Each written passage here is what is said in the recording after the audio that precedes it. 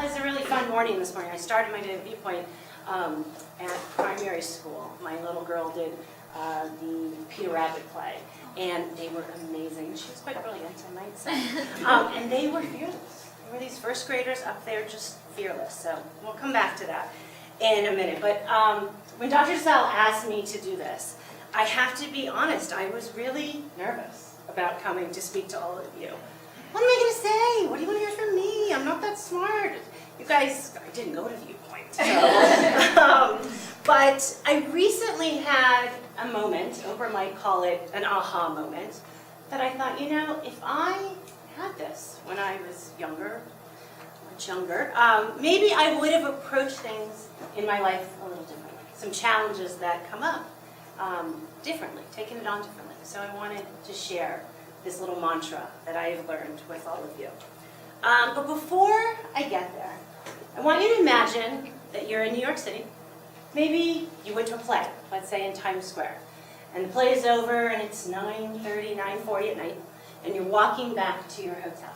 And you get to your street, where your hotel room is, and you look down the street, and it's pitch black. And you've got to get down there, because that's where your hotel room is, and why are there no lights in New York City?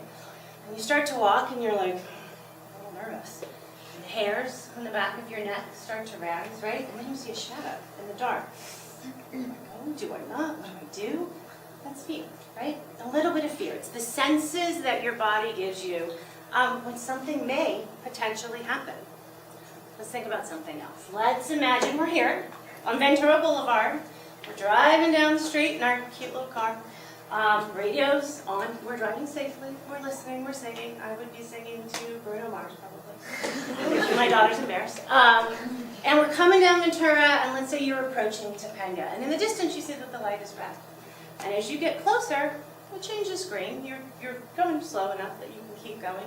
And as you get to the intersection, at the corner of your eye, you see a car coming, and you slam on the brakes. And your heart starts racing, because that car speeds by past you really fast, right? We've all experienced it. Your heart is racing, your stomach, you just missed a really serious accident. Something that potentially could really hurt you. That's real fear, right? You're terrified. And those are all emotions that we need. It's what your body gives you to help protect us, right? To help us deal with our flight versus flight experience. You know, fear is defined as an unpleasant and often strong emotion, and that is caused by anticipation of awareness of real danger. So it's real. But that's not the type of fear I want to talk to you about, okay? Today, I want to talk to you guys about the fear that we create in our own minds.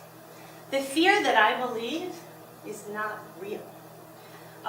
It's the fear of self-doubt. It's a story where somewhere on this journey of life that we take, we pick it up and we engrave it in our minds, and it becomes our truth. And I don't know, maybe it starts in the first grade when you're a Peter Rabbit. And maybe there's a negative comment, or maybe there's a vulnerable moment where you were discouraged instead of encouraged. But for some reason, we allow this negativity to consume us and consume our thoughts. And it questions our ability to succeed.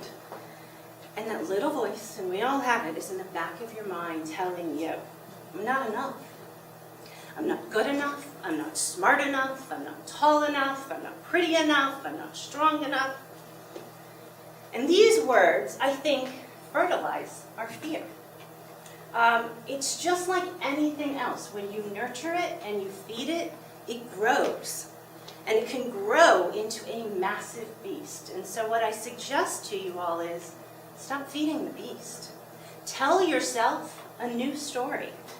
If we can encourage ourselves as much as we discourage ourselves, imagine what you could do, right?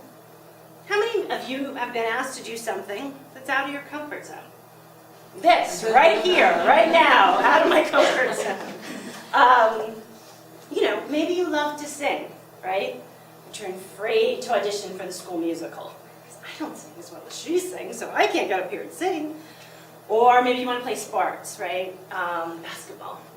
But your free throw game is just not, all that great. So you don't even try out for the team. So you're sitting in the audience and you're sitting on the sidelines, watching life happen, not experiencing it. You are missing amazing experiences you'll never have if you don't challenge the voice in your head. And here's what you need to understand. That every time you challenge it, every time you take one step across that moment of fear, you stretch and you grow and you make it easier to challenge it the next time. And let me be clear, it's easy for me to stand up here and I'm an adult and say, like, get over your fears. I still have them. I'm going to be 42 in a couple of weeks. And I still have to deal with my fears and my insecurities. They're not the same as they were in high school. And they're not the same as they were when I was 20 or even in my 30s. But they exist. And I think the key to it is to become more aware. Aware of what your emotions are, aware of how to deal with them, and dealing with them head on. So I'm going to leave you with a little something that a friend of mine gave me, and it was really, really helpful. I've worked in entertainment for a long time.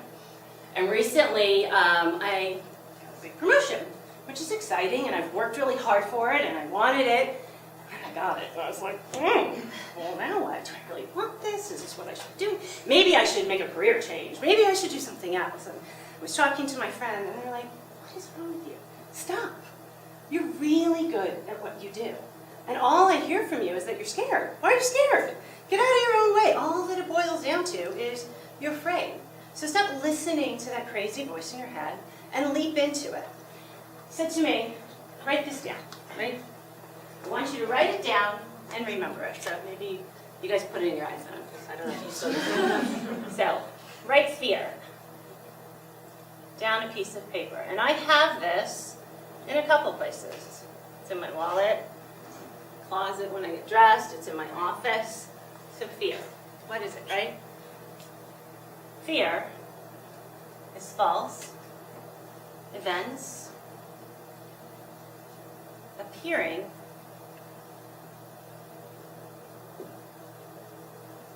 real. It's not real. It's just a false event that we've created in our minds because of self-doubt. Get over it. Get out of the way of fear. Leap into your lives. Take it on and tell yourself a new story. That's it.